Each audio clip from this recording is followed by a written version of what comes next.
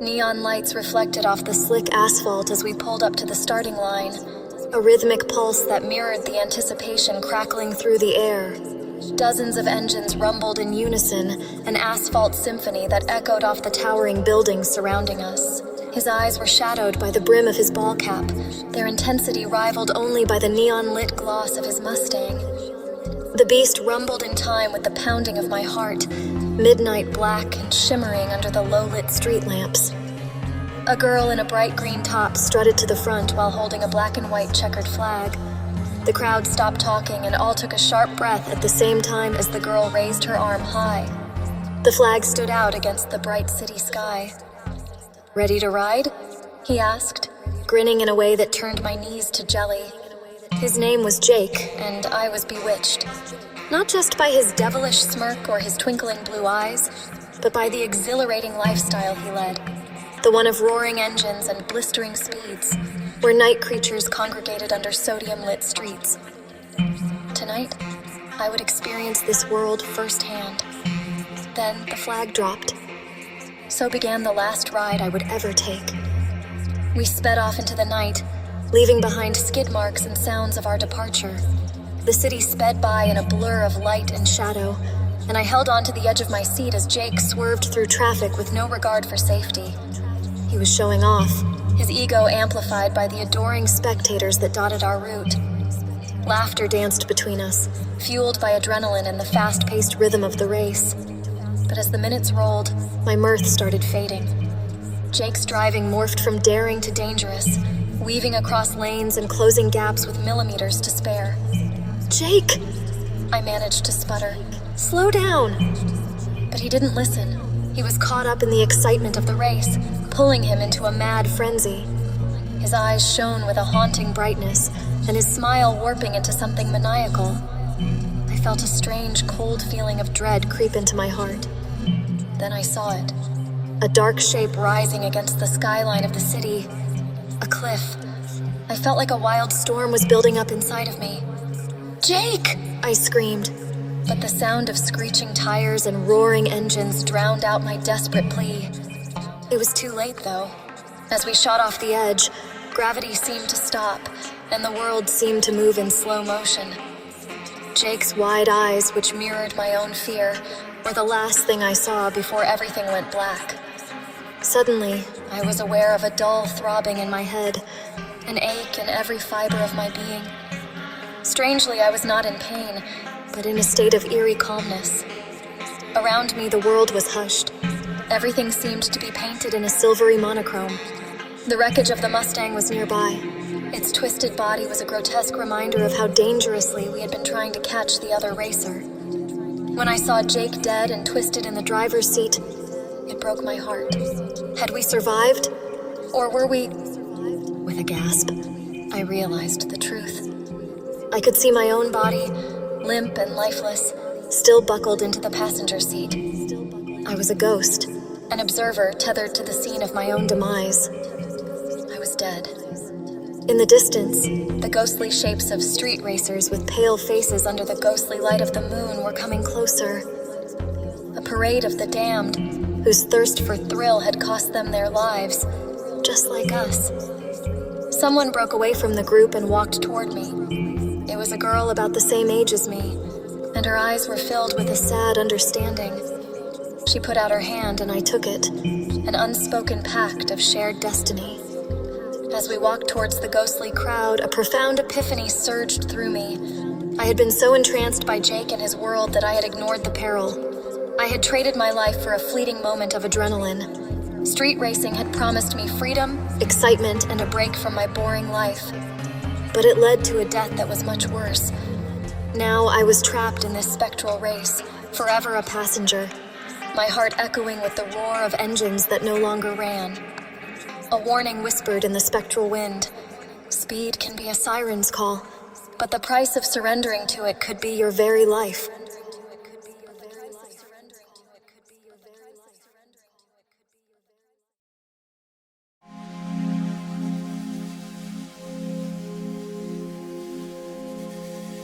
Ever wondered why the old unused dirt road was so avoided, so feared, that even the bravest amongst us, the teenagers of our small town, dared not step a foot on it? Well, I was about to find out. I'm Charlie, the runt of the litter. I mean that figuratively, of course.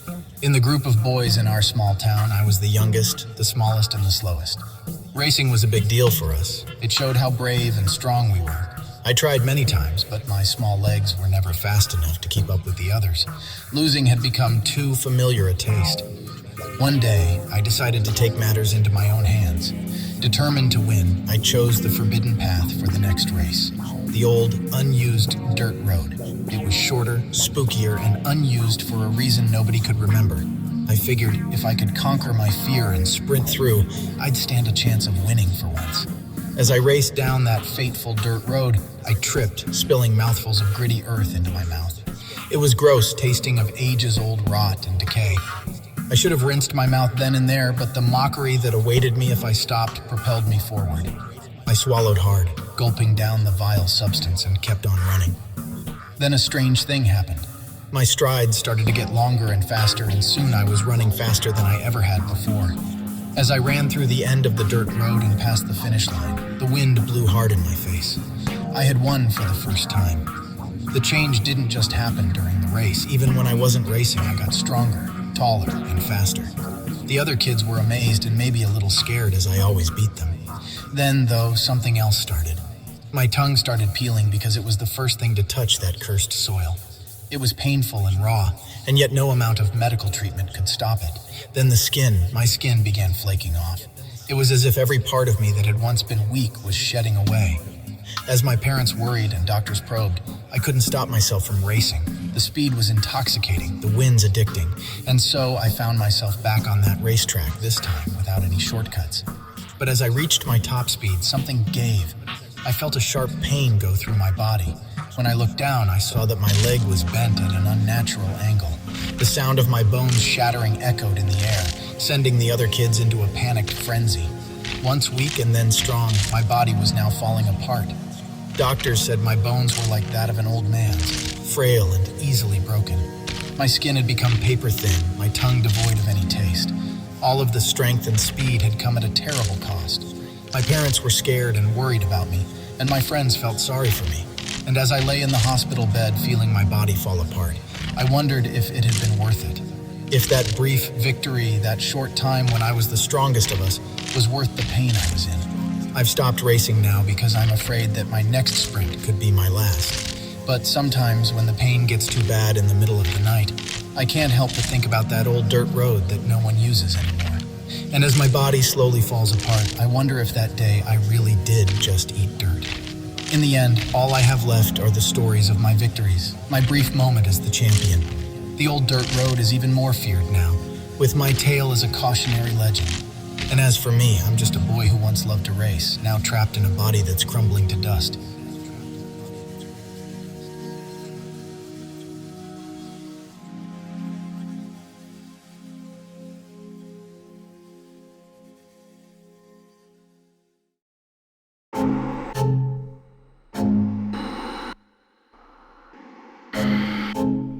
There's something disconcerting about the sound of rubber against asphalt at 3 a.m. It's a hush of metal and revved-up engines, a subliminal serenade that invades the veil of sleep like a memory that won't fade. You'd think the streets would be deserted, lonely, but there was always an echo of life, even in the densest fog on the quietest street. As I drove home that night, my hands were cold against the leather steering wheel, and the city was covered in fog. My eyes strained through the hazy gray as I drove through the usual route, a path familiar yet unrecognizable under the spectral glow of the streetlights.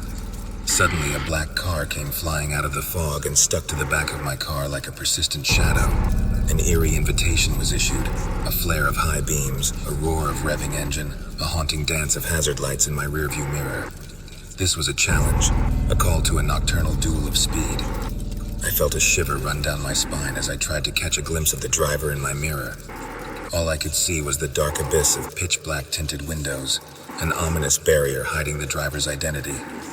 Curiosity and fear wrestled within me. Finally, curiosity won and I put my foot down.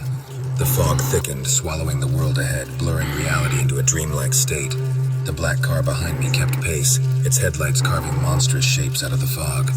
I could feel the disdain of its driver, and I could hear his laugh in the rumble of the engines. As we went faster, we could no longer see the streets. It was as if the world had ceased to exist beyond our cars. As the engine roared, my heart beat faster and faster. It was a crescendo of fear and excitement.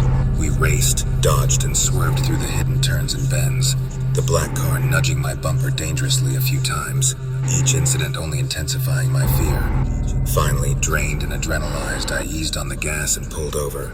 My breath was ragged, my heart drumming an erratic rhythm. I watched as the black car also slowed down and came to a stop not far away. A shiver of apprehension shot through me. Was I about to face this reckless challenger? Gathering my courage, I stepped out, my legs feeling like pudding. The black car was a daunting silhouette against the dim streetlights. As I walked towards it, the tinted window began to lower. A smoky haze billowed out, carrying an unrecognizable scent. I braced myself, ready to confront the driver. The window rolled down completely, revealing the inky darkness inside the car. I squinted, hoping to make out the features of the reckless driver, but the interior was empty. No driver, no passenger, no trace of human presence. Just the echo of my own sharp intake of breath in response. Before I could react, the car sprung to life. It sped off, the tires screaming against the asphalt, disappearing into the foggy night. The eerie encounter left me rooted to the spot, the eerie silence of the night punctuated by my own heavy breathing. Every night now, at 3 a.m, I hear the distant hum of a car engine, a challenge whispered in the wind. The encounter with the faceless driver, the fear, the adrenaline, all remain etched in my memory. The black car, a riddle unsolved, still lurks somewhere in the foggy night, a haunting echo of a night I'll never forget.